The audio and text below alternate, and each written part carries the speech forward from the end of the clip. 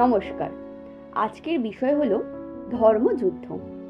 প্রায় 2000 বছর আগে পৃথিবীর কেন্দ্রবিন্দু ছিল রোম এবং রোমের কেন্দ্রে ছিলেন সিজার, যার রাজত্বকালে সমগ্র রোমে প্রতিষ্ঠিত হয়েছিল প্যাক্স রোমানা বা রোমের শান্তি, যার মূল্য অবশ্য রোমকে দিতে হতো না। পশ্চিমে আটলান্টিক মহাসাগরের পার থেকে পূর্বে এশিয়া মাইনর, উত্তরে জার্মেনিয়া থেকে শুরু করে দক্ষিণে নীল নদের তীর পর্যন্ত বিস্তীর্ণ অঞ্চল ছিল রোমান সাম্রাজ্যভুক্ত। এই করদ রাজ্যগুলি থেকে প্রতি বছর সিন্ধুকের পর সিন্ধুক ভর্তি টাকা পৌঁছে যেত রোমে। পৃথিবী জুড়ে কৃতদাসদের পিঠ যখন চাবুকের আঘাতে ক্ষতবিক্ষত, ঠিক সেই সময় রোমান অভিজাতরা খেয়ে ঘুমিয়ে ফুলে ফেঁপে ঢোল হচ্ছিল এবং তারা তাদের অবসর কাটাচ্ছিলেন মহিলা কৃতদাসীদের গোপনাঙ্গের কাপড় ছিঁড়ে, কখনো বা রক্তাক্ত গ্ল্যাডিয়েটরের যুদ্ধ দেখে। মানুষের সাথে পশুর অসম যুদ্ধ দেখে তারা উপভোগ করতেন এক পৈশাচিক আনন্দ। ঠিক এইভাবেই এগিয়ে যাচ্ছিল রোমান সাম্রাজ্যের জয়রথ। অগাস্টাস সিজারের রাজত্বের 7ম বছর, এক প্রবল শীতের সন্ধ্যায় বেথলেহেম শহরের একটি গোয়াল ঘরে মাতা মেরির গর্ভ থেকে জন্ম নিলেন এক আলোকময় অলৌকিক শিশু, যিনি সমগ্র বিশ্বব্যাপী প্রতিষ্ঠা করেছিলেন এক শান্তির ধর্ম, খ্রিস্টান ধর্ম। ঠিক একইভাবে এশিয়া মহাদেশের দক্ষিণ পশ্চিমে অবস্থিত এক বিশাল উপদ্বীপ, নাম আরব দেশ, যার 3 দিকে জলরাশি এবং অপর দিকে ছিল বিস্তীর্ণ মরুভূমি। দীর্ঘ 100 বছর যাবৎ যেখানে চলেছিল আইহামে জাহেলিয়া বা অজ্ঞতার যুগ, এজ অফ ইগনোরেন্স।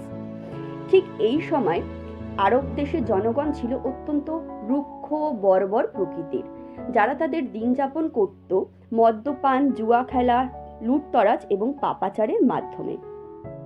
570 খ্রিস্টাব্দের 29 অগস্ট সোমবার ভোরবেলা বিবি আমিনার গর্ভ থেকে জন্ম নিয়েছিলেন অপর এক অলৌকিক শিশু, হযরত মুহাম্মদ, যিনি সমগ্র বিশ্বে প্রতিষ্ঠা করেছিলেন ইসলাম ধর্ম। তবে হ্যাঁ, এই ইসলাম বিস্তারের পথটা খুব একটা সহজ ছিল না। প্রথম দিকে ইসলামীয়দের উপরে চলত অকথ্য অত্যাচার। কখনো তাদের মরুভূমির গরম বালির উপরে শুয়ে দেওয়া হতো, বুকের উপরে চাপিয়ে দেওয়া হতো ভারী ভারী প্রস্তর খণ্ড, কখনো তাদের গায়ে ঢালা হতো ফুটন্ত গরম জল, কখনো বা লোহা গরম করে তাদের সর্বাঙ্গ পুড়িয়ে ফেলা হতো। তবু থেমে থাকেনি ইসলাম। তবু প্রতিষ্ঠিত হয়েছে হযরত মুহাম্মদের ধর্ম, ইসলাম ধর্ম। তবু প্রতিষ্ঠিত হয়েছে বিশ্বব্যাপী লা ইলাহা ইল্লাল্লাহ মুহাম্মাদুর রাসূলুল্লাহ। ক্রেতা যুগে রামচন্দ্র, দাপর যুগে শ্রীকৃষ্ণ, কলি যুগে জগন্নাথ দেব। পৃথিবীতে যখন যখন অসত্যের কাছে সত্য পরাজিত হয়েছে, অধর্মের কাছে ধর্ম হয়েছে পদানত, তখনই আবির্ভাব ঘটেছে রামচন্দ্র, যীশু খ্রিস্ট বা হযরত মুহাম্মদের। একবিংশ শতকের বাংলা। কোথাও কি মিল পাচ্ছেন?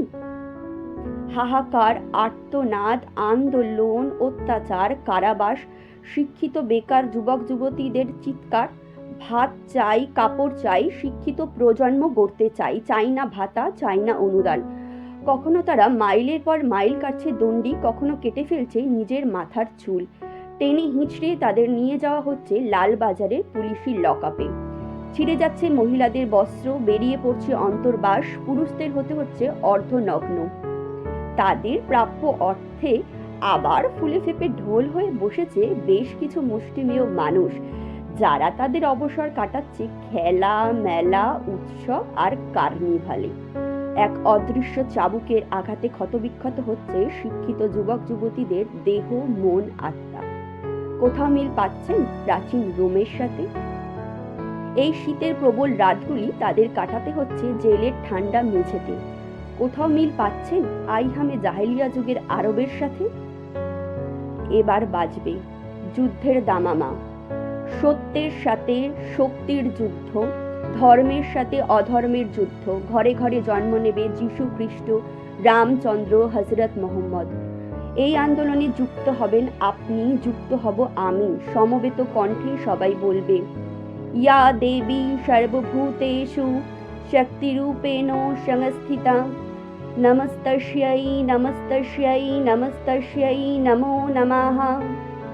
প্রতিষ্ঠিত হবে শান্তির বাংলা, সত্যের বাংলা, শিক্ষার বাংলা।